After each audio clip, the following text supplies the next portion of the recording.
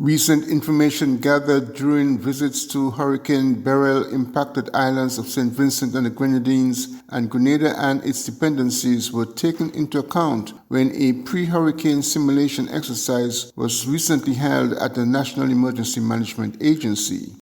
The exercise involved all key heads of the disaster preparedness teams as well as the participation of the Prime Minister, who has responsibility for disaster preparedness and management in the country.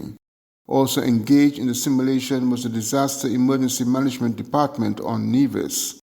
According to National Disaster Coordinator Abdul Samuel, the simulation centered on the approach and impact of a Category 5 in the Federation, updating aspects of the protocols based on lessons learned with the passage of Hurricane Beryl. We looking at the practices in Saint Vincent and the Grenadines and Grenada, and looking at the way we also do some of these things.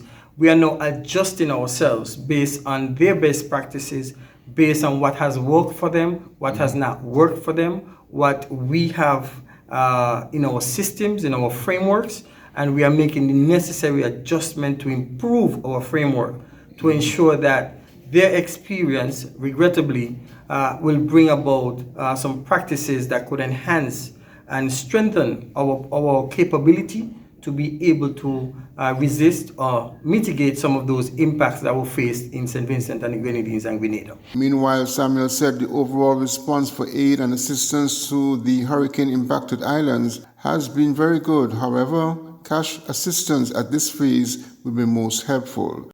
Glenn Bart reporting for SK Newsline.